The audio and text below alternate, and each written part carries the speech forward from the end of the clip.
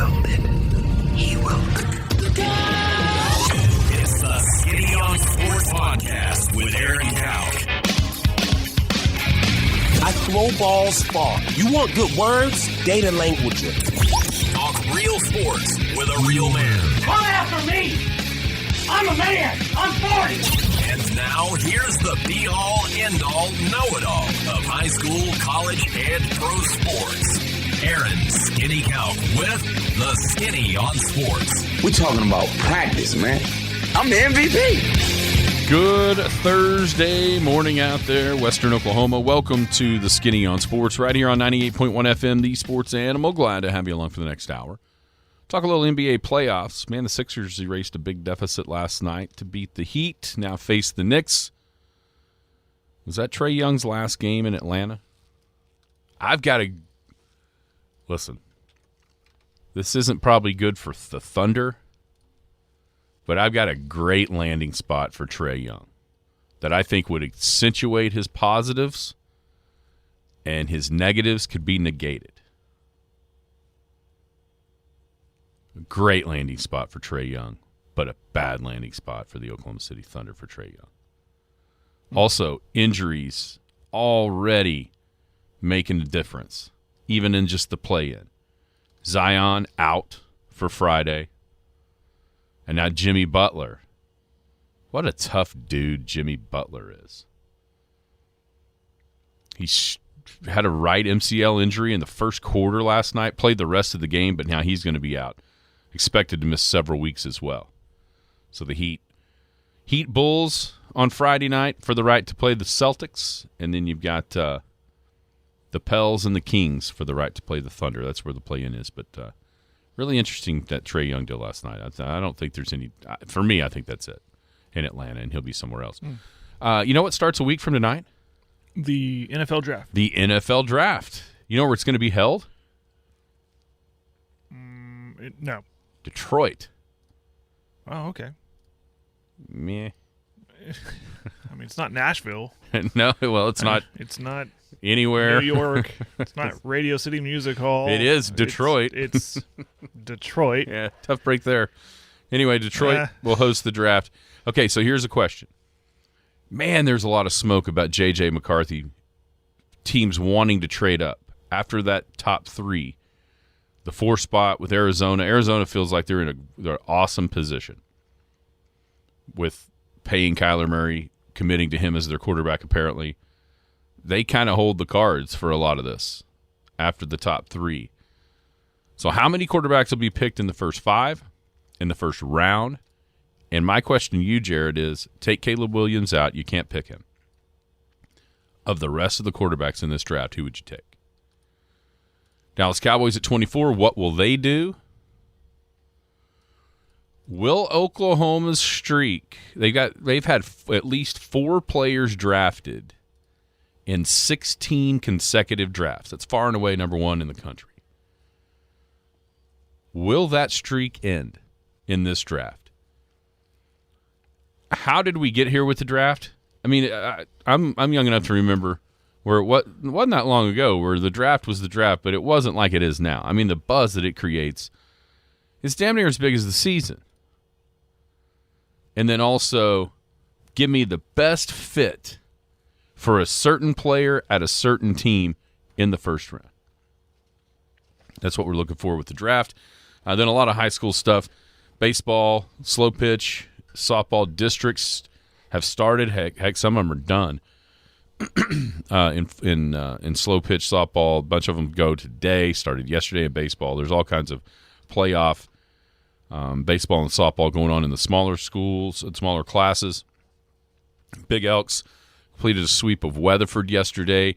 That's now 3 straight district titles and 3 straight undefeated district seasons for Jay and the boys in the brown and white. Now they will host regionals next week. Give you an idea of today is we'll figure out part of the puzzle piece as far as who's coming, and I also know how that's going to work with just 3 teams in that regional instead of 4 because District 2 didn't have 8 teams participating, so they can't send an 8th place team out here because there isn't one that exists. So how will that work with just 3 teams in that regional? I will tell you about that and some results from yesterday as well. 225-9698 is the phone or the text line.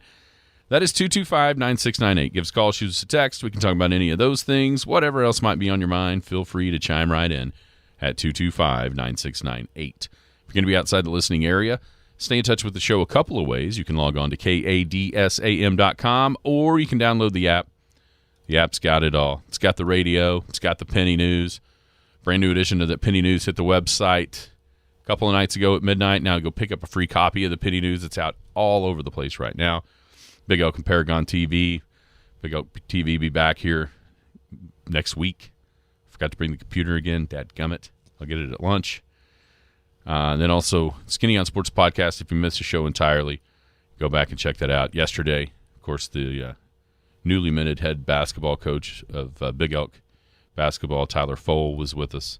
So you can hear what he had to say about kind of where he came from, what got him into coaching, his excitement about the program, how to change it, how to get the culture moving forward, how he wants it, and that kind of thing. So it was really good stuff, I thought, from him yesterday morning. How are you today, Jared? I'm good. How are you? Oh, just wonderful. I mean, it's always a great day to be in the brown and white on the baseball field. Third straight district title. You know, anytime you can beat one of your rivals the way that they did yesterday, it's always a fun day. Yeah. And so congrats to J-Mac and those guys. I mean, they clinched the district on Tuesday with that 4-0 win, but then just went ahead and proved a point, I think, yesterday with a 14-1 victory. It's a statement win, because I think a lot of people think of people outside of Elk City think it's just it's one dominant pitcher and that's it. And that's not the case. This is a well-rounded team, clearly. It seems like, I'll tell you who has been missing for a lot of the year with an ankle injury coming off of basketball was Colin Church. He's been back in the lineup for a couple of weeks, and he is just absolutely mashing the baseball. Just in the 2 games against Weatherford, he was 3 for 3 on Tuesday with a couple of doubles and knocked in a couple of runs. Yesterday, I think 3 for 4, knocked in 3, including a solo home run that got things started.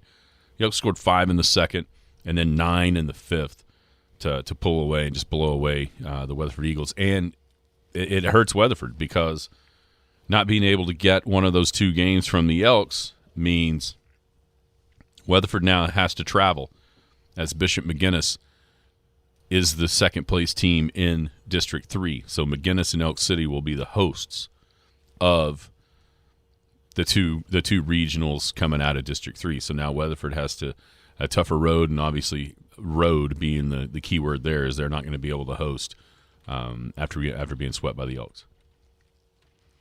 Yeah. So today, we'll figure out what's going on next week today. So it's just going to be a 3-team regional, because, as I said, they don't have District 2 doesn't have 8 teams. Right. So in District 4, the Elks will play the 4th place team in District 4. At this point right now, as we speak, Bridge Creek and Purcell, who play today, are fighting for that spot. And they have identical district records. So, I'm not super good at the new math, but I would tell you they're both 7 and 6. They play today. So the winner comes out here to finish up 4th, and the loser would go wherever the 5th place team out of District 4 goes. Okay. And then in District 1, the 5th place team comes. Right now, you have Bing at 6 and 6. McLeod is done at 7 and 7. Ada's 5 and 7. Bing and Ada will play today and tomorrow. So I would say any of those 3 teams, McLeod, Bing, or Ada, is still possible to come here, right? Yeah. If Ada sweeps Bing, they would finish 7 and 7, tied with McLeod. Let's see what happened there. McLeod won both. So McLeod ain't coming. Yeah, they are. Yeah, they could. If Bing sweeps Ada, Bing ends up 8 and 6, McLeod 7 and 7. So then McLeod would come. So there's a possibility, still a possibility, any of those three teams could make it out here. A Bing sweep would bring us McLeod. An Ada sweep would bring us Ada. And a Bing Ada split would bring us Bing. That's how that appears to would work. Well, what McLeod and Bing do? They split. Yeah, we'll have to get into the numbers at that point. But so anyway, it'll go a long ways into deciding. I think that's. I didn't realize Bing could get ahead of Ada. I'm sorry. I didn't realize Bing could get ahead of McLeod with a sweep of Ada. So I'm going to go ahead and say, yeah, they would. I mean, because you start to wonder. I mean, I honestly wonder, like that game in class in District 4, Bridge Creek and Purcell.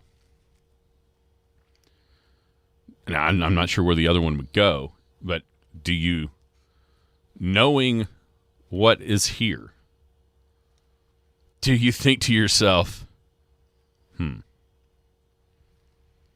Let's try to avoid that. yeah. I mean, I don't know. I really don't know. But that's kind of where that's at with the Elks in baseball. We had some high school baseball yesterday. A couple of different regionals got underway, one in Canute, one in Hollis. A little bit of a surprise in my mind down in Hollis. Cheyenne-Raiden defeated Snyder 4-3. Hollis beat Snyder 15-3, but then Cheyenne-Raiden knocked off Hollis 7-2. And so now today, those two teams will play. Hollis has to win twice, as Cheyenne-Raiden is in the catbird seat there to move on to the regional tournament next week. So the Bears just have to win one of two against Hollis today down in Hollis. And then over at Canute beat Sealing 11-0. They beat Burns Flat Dill City 11-3. I couldn't find. I'm sure you know Sealing Burns Flat. Who won that game? I don't. Who's Canute play today?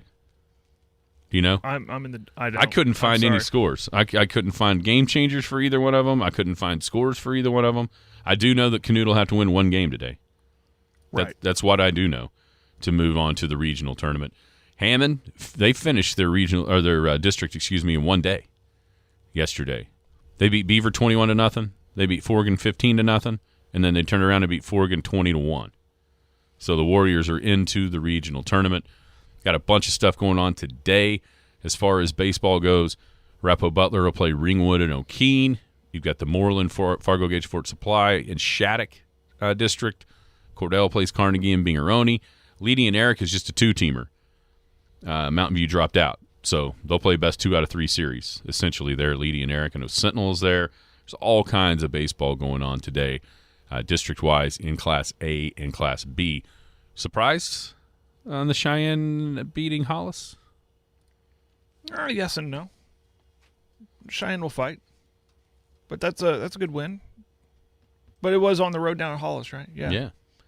And Hollis played a lot of baseball. They're the ones that played a lot of baseball. 27-5. Yeah.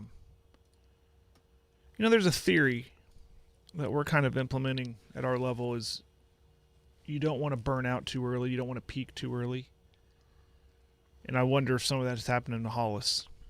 Playing, because we noticed that they played almost, 10 games before March.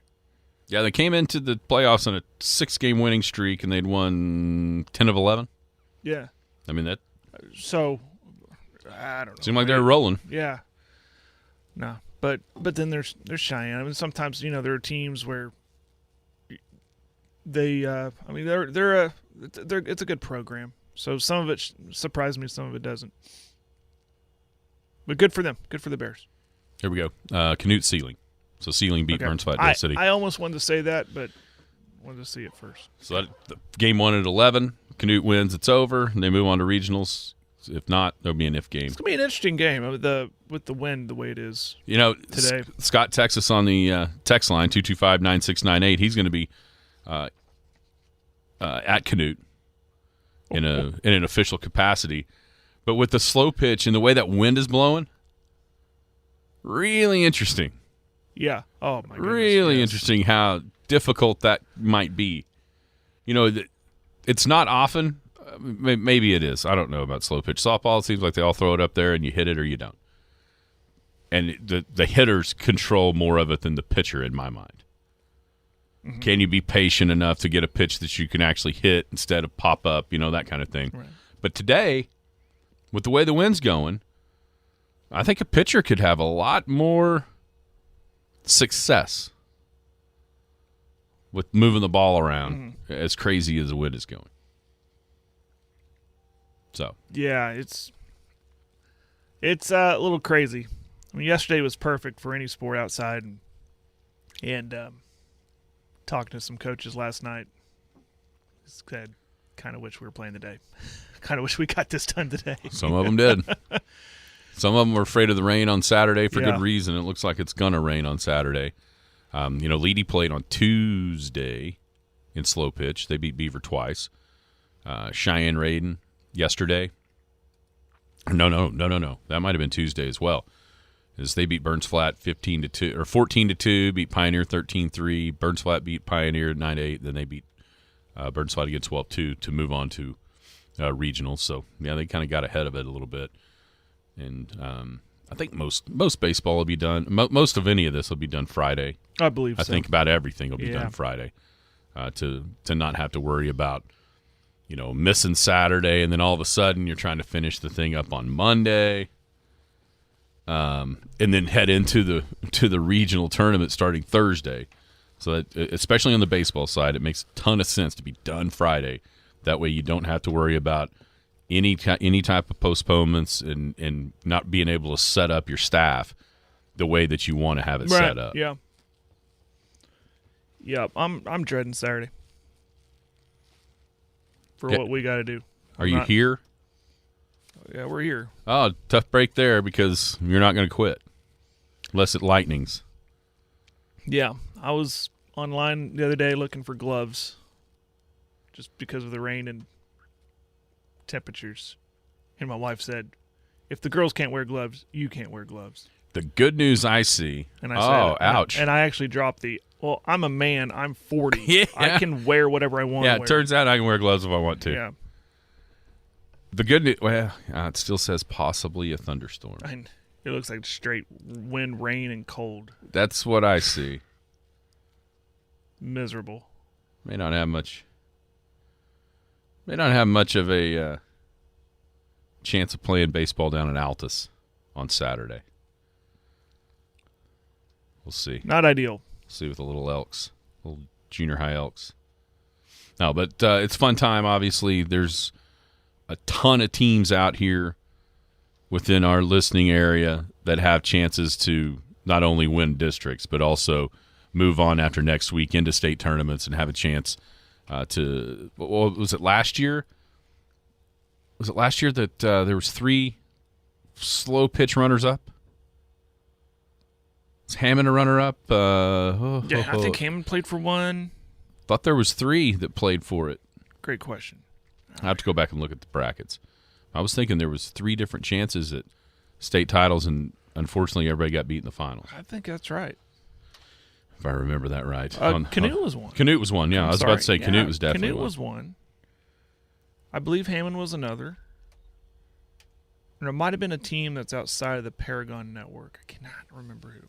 Lakima, maybe? I'll look it up. I don't know. I'll look it up. It was Leedy and Whitesboro. And it was the other team in the finals last year. So Hammond, Leedy, and Canute all played slow pitch state title games, and unfortunately all came back with silver balls. Appreciate Steven with the memory. Sometimes you Is it unfortunate, though? Sometimes you figure out how guys win certain contests. Yeah. When with that steel trap of a mind to remember the slow pitch state final from a year ago. You can see how he knew. There was no prize involved there, Steven. Sorry. No prize there. He's still eating all that beef he won from the basketball contest. Speaking of eating, today is a great eating day at the Boomtown Grill. 50-cent boneless wing day. I think there's people that just live their life throughout Friday through Thursday waiting for wing day again. I could possibly be one of them. I love Boomtown Wing Day. We've gone down there like 3 times in the last month and a half. On Thursday? Yes, there just happened to be either a Wyatt baseball game or maybe we're watching the Big Elks play baseball. Okay. You leave, it's 7:30. If you don't have anything laid out for supper, you don't have any anything left over from like the night before or what have you, it is so easy to just go, Boomtown?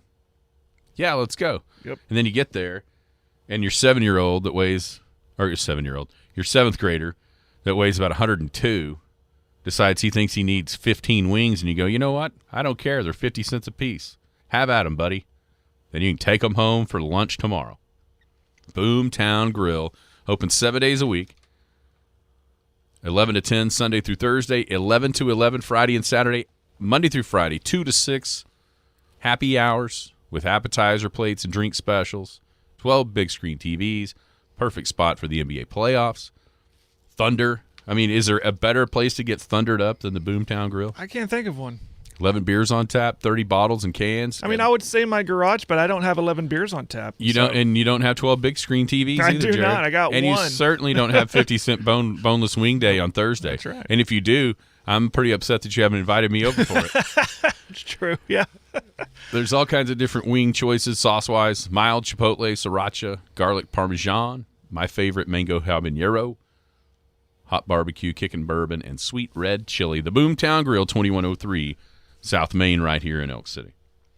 Another great, we'll just keep it going. A week from tonight, what better place to watch the first round of the NFL draft than Boomtown and munch down a few of those 50-cent wings, right? Right. Perfect place for the NFL draft that starts a week from tonight in Detroit. As always, quarterbacks start to get the buzz as we near the draft.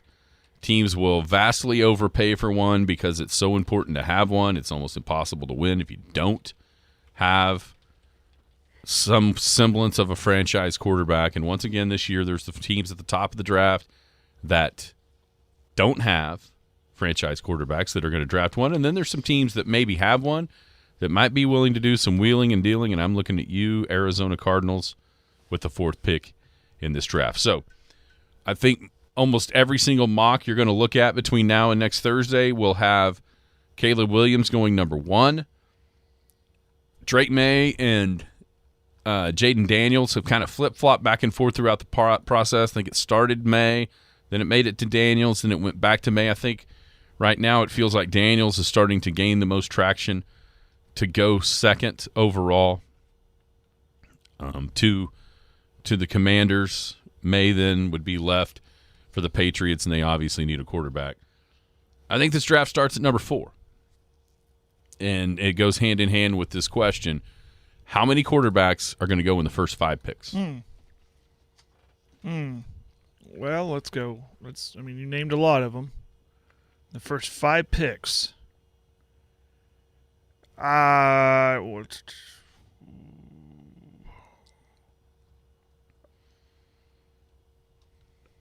Man, I want to. I'm trying to toe the line and say maybe 3. Well, there's definitely going to be 3. So I don't think there's any doubt there's 3. Safe answer 3. I don't think there's any doubt the first 3 are going to be quarterbacks. The question is, do you believe the hype of J.J. McCarthy and teams wanting to trade up for J.J. McCarthy? Man, it's hard for me to drink that Kool-Aid. It's sure out there. Good facilitator on a great team, sure. Well, you know who else is that? Right now in the NFL? Brock Purdy. Oh, that's a good point. But okay, that's a great point. Uh-huh. But he was the last pick in the draft that went to a really, really good team. Okay. So is there a really, really good team where he can do what Brock Purdy's doing in the top 5, top 3? No, it would require a trade. Okay. But I do think there is one. And maybe this team is linked to him because of what they have. And maybe the Brock Purdy effect is part of this. But I think there's a possibility that there's a team out there in the top 15 that might have the greatest situation of all time to step into as a rookie quarterback. the Minnesota Vikings. Okay. And they have Justin Jefferson. where are they at in the draft? 11. So they clearly have to trade. They would have to trade up. What? Maybe, if you believe the hype, maybe they have to trade up. I wonder is this Arizona? I wonder if Arizona is the one creating all this J.J. McCarthy hype to try to get the best price. Because I've seen 3 or 4 different teams in these mock drafts trading up for them. I've seen it be the Giants at 6, which I think if you're Arizona would be what you're trying to create. Reason being, if you just fall from 4 to 6, you're still going to get what I think you need, and that is one of those top 2 or 3 receivers. Mm-hmm. You may not get Marvin. He may go 5 to the Chargers.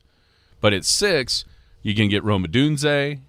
You can get Malik Neighbors from LSU. Those are still options at 6. If you go all the way down to 11 with the Vikings, then I don't know. Then you may not be able to.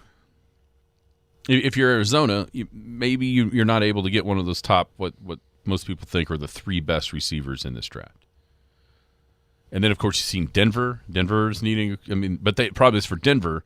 What the heck are they going to trade? They've already traded it. They're having They have a hard time having enough ammo. Whereas the Vikings do. The Vikings have all kinds of draft capital that they've created. The question is, do they risk some of it, or do they roll the dice and think McCarthy is really going to be there at 11 anyhow? And if that's who they want, then that still works there. Those 2 picks up before them, and we're assuming, obviously, Williams, Daniels, May are top 3. And they're off the board. What I'm saying is the teams between that and 11, there's not really a need for. Am I missing something? There's not really a need for a quarterback. They don't need a quarterback. Giants, I think they're committed to Jones. They paid him. I don't know if they're committed. Tennessee, they just took Levis a year ago. Obviously, the Falcons are taking off the quarterback market more than likely at 8 because of what they got with Cousins. The Bears will have already drafted Caleb. The Jets, you would think that they'd be more in win-now mode than draft Rodgers replacement mode. So, yeah, outside of somebody trading up, if you're the Vikings and you really like McCarthy, you probably sweat at 6 and maybe even a little bit at 7, depending on what Tennessee really thinks of Levis. But other than that, if it gets to 8, all you're hoping you don't hear is there has been a trade. Yeah. But at that point, here's the thing, though. If it gets past 7 and gets to number 8 in the Falcons, what it cost you at that point to move from 11 to 8 is, first off, way less than to get up to 4. And you can still get him. See what I'm saying? Mm-hmm.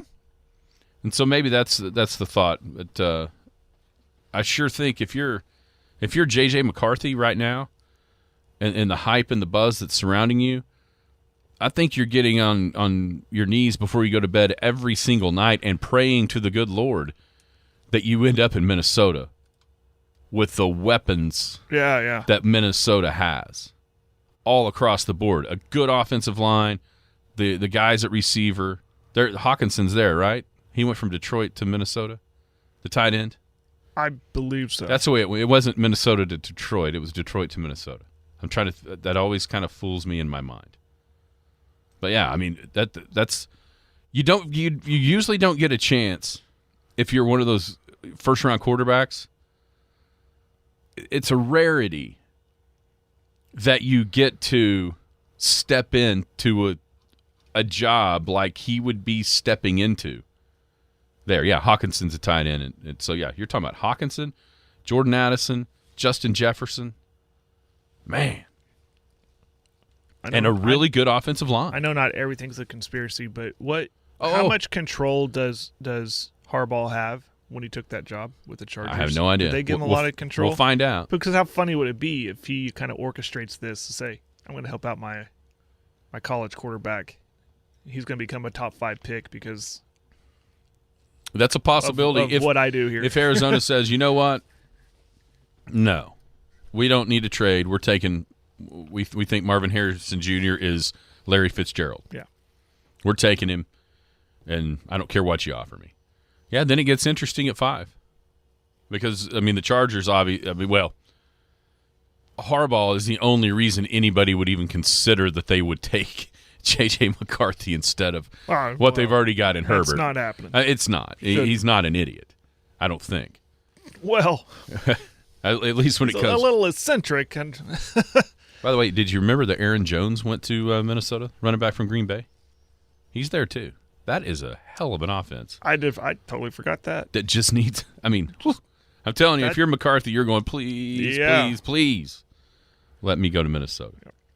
Because then he can almost play like he did, hand it off, throw it to weapon. Right, I mean, and like I said, the offensive line is good there too. Okay, with all the J.J. McCarthy hype. So we think he's going in the first round for sure. Maybe not the top 5, but the first round. So that's 4 quarterbacks in the first round. How many overall do you think end up being first-round quarterbacks? Let's count it out loud. Williams, Daniels, McCarthy, May, and I'm not even going to look at mock drafts. I'm going to try to do this off my head. There's 4. Do we think Penix is a first-round guy? There's a lot of question about his health and his was that 2 knee surgeries? There's 2 more possibilities. He's one. That's a possibility. You know what name I've even heard? It was Rattler. Not as a first-round guy, but as a draftable guy, maybe second or third round. I saw a deal yesterday that one of the people that do mock draft thinks he's going to be the steal of the entire draft. Huh. Which is crazy to think about. See it to believe it. I'll say 5. I think someone does take Penix, but the only other guy that's really in a conversation to go in the first round is Penix, outside those top 4 that are pretty well guarantees. Yeah. Penix and Bo Nix. I failed to remember Bo Nix. Which I'm looking here at Daniel Jeremiah. Is that who this is? No, this is Peter Schrager on NFL.com.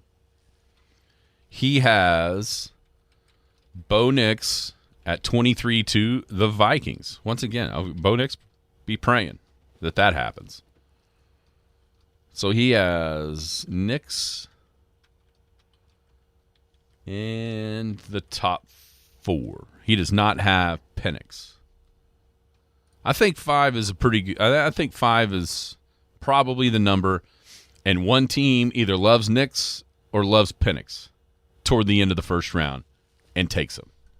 And then I wouldn't be shocked at all that on Friday, sometime early Friday, if we don't hear so-and-so has traded with the Carolina Panthers for the first pick in the second round to take the other one. Mm-hmm. Wouldn't shock me at all if 6 of the first 33 were quarterbacks. Now, question. You know what the record is for most quarterbacks taken in the first round? 7. I don't know. I'm guessing. 6. Is it 6? It's 6. 1983. Oh, that was the Wait. Yes, 83. Oh, yeah, that's Dan Marino. It's a famous draft, yeah. Can you name those guys? No. It was Elway, Marino, Jim Kelly, Todd Blackledge, who's obviously known for something besides being a first-round pick now as an analyst for ESPN. Let's see. It was the guy from the Patriots. And Ken O'Brien. If that's right, I'm impressed. Well, look it up. I am. Was it Grogan? Was it Steve First Grogan? pick was John Elway. We got Elway, Todd Blackledge, Jim Kelly, Ken O'Brien, Dan Marino. I think it was the Patriot. Did I count? 1, 2. Ken O'Brien. 1, 2. Tony Eason. Not Steve Grogan. Tony Eason.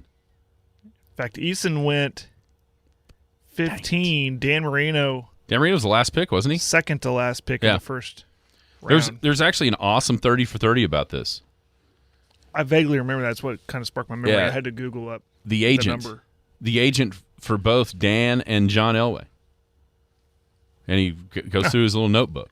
It's pretty cool if you've never seen that one. All right. Yeah, I think 5 is a pretty good number. I just don't know if both Nix and Penix end up in the first round. What are the Cowboys going to do with that first-round pick? You know, we talked about this when you were gone. And the lack of movement in free agency. I mean, they've been in hibernation mode, the Cowboys, that is. So I wonder if they're waiting to make some kind of a splash next Thursday. Either making some trades of some players to get up. I don't know. But it makes me wonder if they do that. But realistically, I think they are conservative enough. They've been really good in the draft, in my opinion, getting needs more than once. Yeah, see, I disagree 100% on that. I think they've been really good at the draft when they've taken the best player that was there. Mm-hmm. When they've messed up is when they started reaching for guys that they think they need. You know what I mean? Mm-hmm. When they've taken just the best guy, they've hit almost every time. You think back. That's what I meant. When they take the best player available instead of a need position. Yeah, they've been great. I mean, think about when they had Amari Cooper. CD drops in their lap, and they take him because he's the best player on their board. When people thought, oh, you need an edge rusher or a corner. Well, what happened in round 3 that same year? They took Trayvon Diggs. But they, you know what I'm saying? That's if they'll just stick to their board, they've been awesome evaluating it. Awesome. But when they've screwed up is when, okay, we need a defensive end instead of the best player. We'll take Taco Charlton. Well, he was terrible. Mm-hmm. Yeah. It's too early to say the same thing about Mozzie Smith. But even last year, that there was a lot of different ways that could have gone. And the run stuffer because of what happened against the 49ers, and hell, it happened again against Green Bay in the playoffs. Not being able to stand up to the run. Let's get the big, giant defensive nose tackle. And you never saw him. But when they've got Tyler Smith from Tulsa as the best player, even though he's a guard, and it's not a splashy pick, when they pick him, now he's an all-pro. And they've really done well if they'll just stick to their board and figure out the other stuff later. Just pick the best player they think is out there. I've seen more than one mock draft going for Guyton to Dallas. Have you really? That's kind of a need. I've seen others from other publications, and even Kuiper's last 2 or 3 that he's done. He's still putting Tyler Guyton right there, going to Dallas. Again, a need. You're right. Yeah, that's a need and a maybe best player all at the same time. Yep. Offensive line, big defensive tackle. Here's the question: is a third wide receiver in need or a one? This has Xavier Worthy because Worthy is hanging around there, mm-hmm. and so if it comes down to deciding between Worthy and Guyton, which way do you think Dallas could go? Well, because I figured if they needed a third wide receiver, they would have found one in free agency. It depends on how much they really like Jalen Tolbert as the third, the guy they drafted a couple years ago. Yeah. How much do they like him? I would go offensive line. Uh-huh. Or you never take a running back in the first round. I've actually seen Jonathan Brooks from Texas mocked to Dallas. God, I hope that's not right. I just think that whoever's the next 2 or 3 best running backs you can get in the third round. This one does not have a running back going in the first round. There's a bunch of receivers though in the 20s.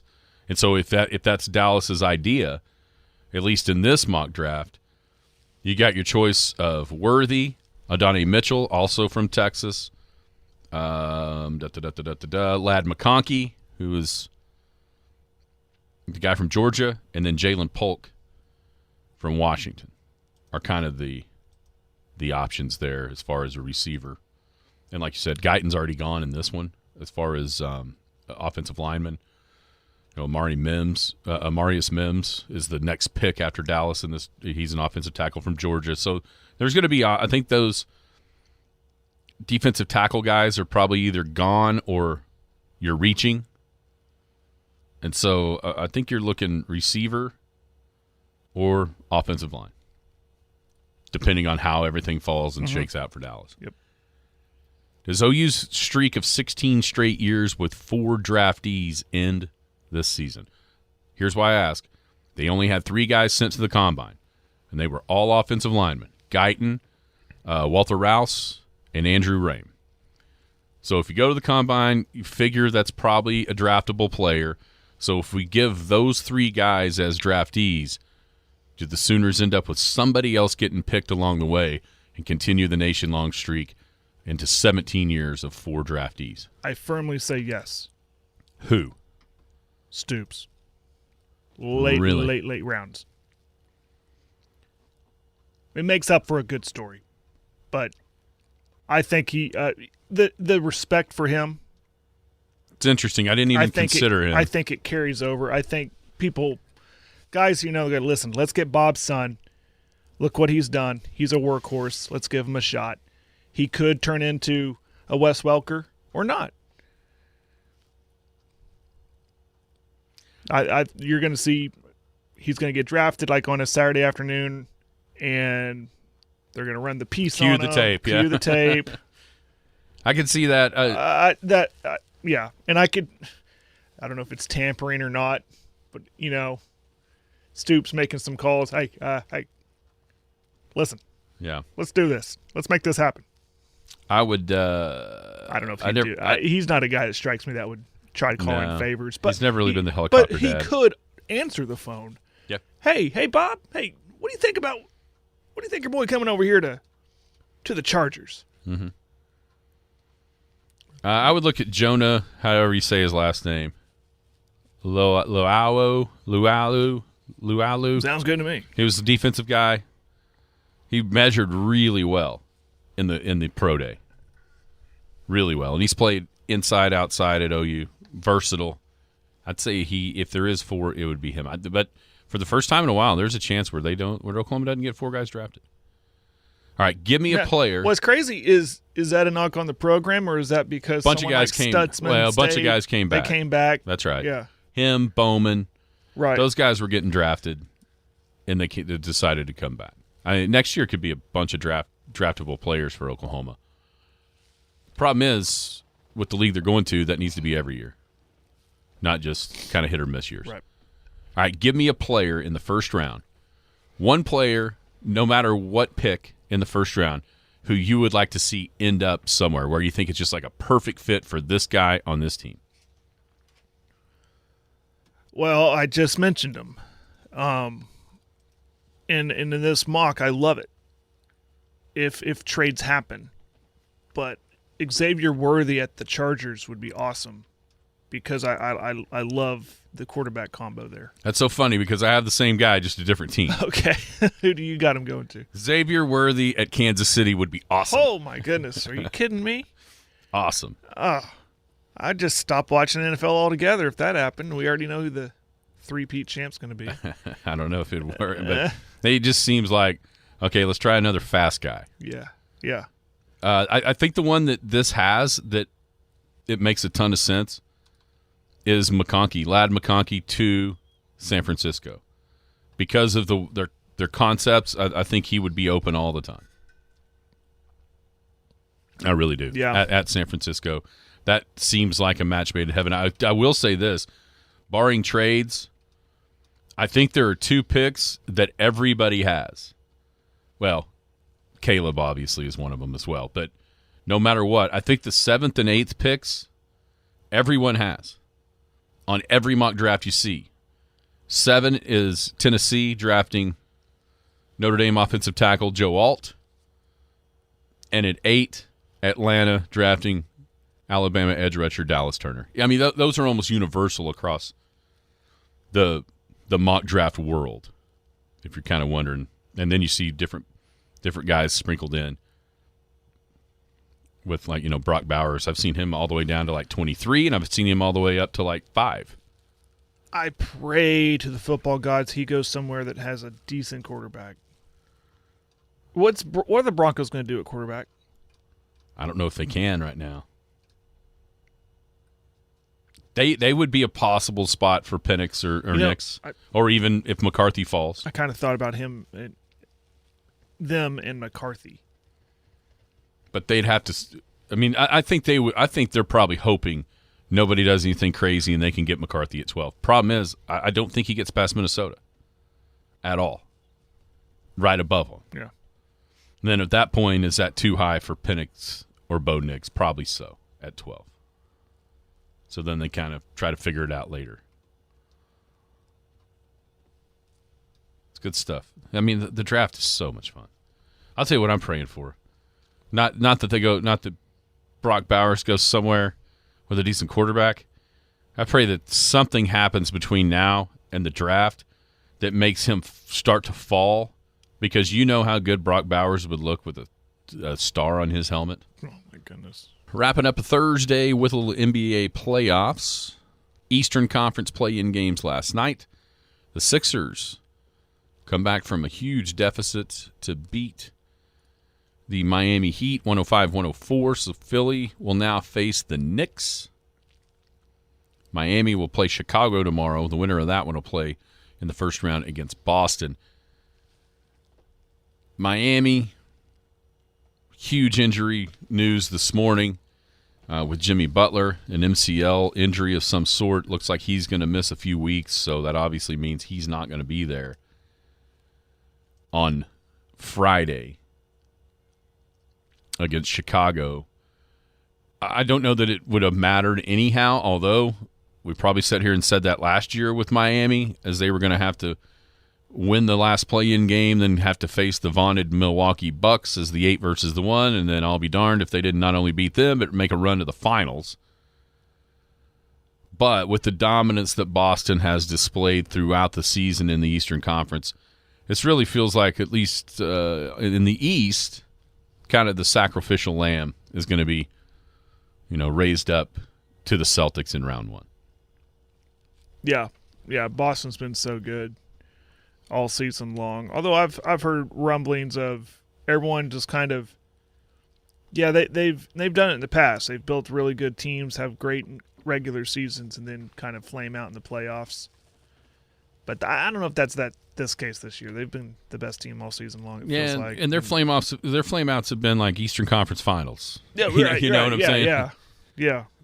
And maybe not living up to the entire expectations. Certainly not the first round. Right. Yeah. I just that game last night was huge in a lot of ways. One, the Knicks have been good. There's no doubt about it. But if you had your choice, you take playing the Knicks versus playing the Celtics all day long, which was the reverse of the West, because that game last night to win was the way people thought you should go, whereas the night before with L.A. and the Pels, a lot of people thought you should lose to avoid Denver and figure out a way to get Oklahoma City.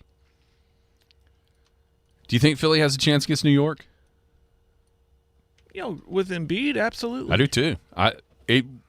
We can make our picks tomorrow for like conference finals, and then because I don't think either one of us is going to pick either Miami or Chicago to go to the finals, and I don't think anybody's going to pick the Kings or the Pels to go to the conference finals, no matter what happens on Friday. So I think we'll be safe enough to pick, right?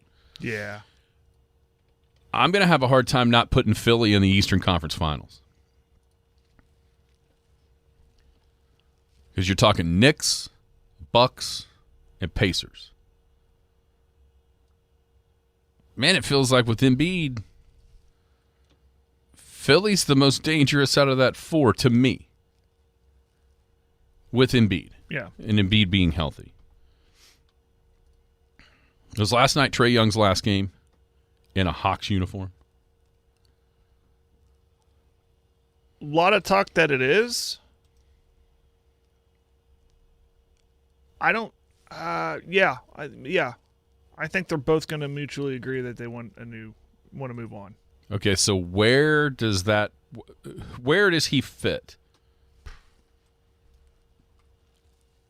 I've got the perfect spot for Trae Young. Where? The perfect spot for Trae Young.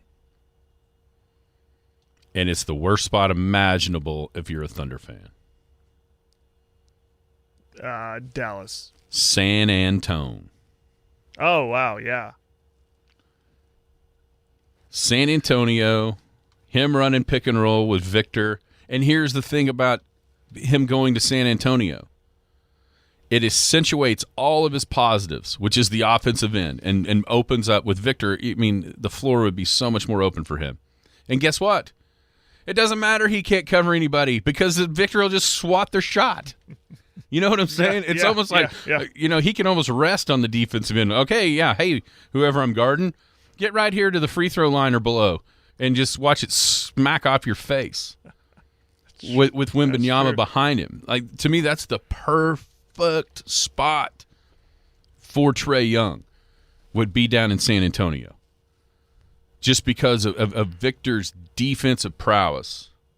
It's plumb scary how good he can be on the defensive end. And then offensively, I mean, can you not just see Lob City 2.0 down on the Riverwalk with those two? With Trae's ability to get to the rim and just throwing it up at the top of the backboard and watching Wembanyama slam it down. That's a scary thought if I'm a Thunder fan. It's scary as a Thunder fan, but kind of exciting as just a fan, just to see what that would look like. Oh, yeah. Yeah, it's a So, if I'm Trae and I'm looking around at situations, that one really, really intrigues me. I'm not suggesting that I would love this, but I would not be shocked if Golden State takes a flyer on him. Yeah, it's two little guys. Speaking of Golden State, and we talked yesterday about kind of the breakup. This would really please the fans if we get another shooter in here. Yeah, it looks like, and another team that's kind of there with the Thunder, but early leans, I guess, maybe. I don't know if this is hearing or just trying to place people where they think they fit. But Klay Thompson to Dallas has got a little buzz, which that makes sense to me. A bunch of sense to me. As the upgrade over Tim Hardaway Jr. type guy, you know? Yeah. It makes a lot of sense to me. And then, of course, everyone's going to say, well, why not the Thunder? Because he's from Oklahoma. Oh, Trae? Zero chance. It doesn't fit. No. He does own a home in Norman still. And he built that giant deal down there. Yeah. So there's always going to be that tie there, but not happening. It's not going to happen. No, it's not going to happen. It just doesn't make any sense. There was a time where it did. There was, exactly. There was a time, but right now wouldn't work. I mean, it would sell tickets, but it wouldn't work. Oh, breaking news. What you got? Oklahoma City Thunder MVP candidate Shai Gilgeous-Alexander has agreed on a new lucrative multi-year contract extension with Converse. Oh, wow. His first signature shoe releasing in 2025 and title of Creative Director of Converse Basketball. There you go. Has that ever been done? I don't know. Not only do you get a shoe deal, you get to design other shoes. Huh. So that's breaking news out of Oklahoma City with Shai. Cool. Injuries already a big part of the playoffs. Unfortunately, mentioned Jimmy Butler with that MCL. Also, it was announced yesterday, Zion out with a hammy on Friday. It said reevaluated in a couple of weeks, so even if New Orleans wins on Friday, there's probably a pretty minute chance that Zion plays against Oklahoma City. That sure seems like maybe if the Pelicans were able to make a run into the second round, that would be where Zion would be a possibility of joining that series. So, this happens, it seems like every single year. And then the cries of too many games in the regular season, even though a bunch of them take 10 or 15 off. Yeah. It's just kind of the nature of the beast. I don't know how you fix it. I think it speaks more to the increase in intensity of a playoff game versus just a regular season game, where people are going faster, bumping into each other harder, and that creating little stuff. And also, it's magnified when somebody misses 4 or 5 games of a 7-game series instead of 4 or 5 games of a regular season run. So, with all that being said, or is that who we want? Pelicans? Man, I know we talked before that news broke yesterday of who do we want as Thunder fans, and at least listening yesterday when the news broke was, wouldn't you? I mean, and it they're clearly going to be favorites over the Kings or Pelicans, whoever the matchup may be, but because of the Zion injury, might be an easier road to get to the second round. By the time he comes back, it could already be 3-0. Yeah, I don't know. Pelicans scare me more than the Kings for some reason, but the Kings just don't seem very reliable to me. Even during the game against Golden State, that stat was out there. They led the league in giving up 20-point leads and losing games. I think they did it 5 times throughout the course of the season. So they can shoot you. They can shoot you out of it, and they can shoot you right back in it, King wise. But I think probably the majority of folks would side with what you said about a Zionless Pelicans being a easier matchup than what we see with the Kings, even though the Kings are missing Herter and Malik Monk, who might be the 6th man of the year this season. And neither one of those guys would be available in the first round. So I think that's probably conventional wisdom would tell you Pelly's without Zion. So we'll find out tomorrow. Yeah. Don't forget 50-cent boneless wing day today at Boomtown Grill, 2103 South Main in Elk City. You enjoy that? Watch a little baseball. We can start talking some baseball at some point. Yeah. I mean, it's April, but I know both in-state schools were top 16 seeds in the first release of the baseball playoffs. Anyhow, have a great day. You've been listening to the Skinny on Sports podcast with Aaron Cow. Be sure to hit that subscribe button to get alerts of when the latest podcast is available. Thanks for listening. That ball is blistered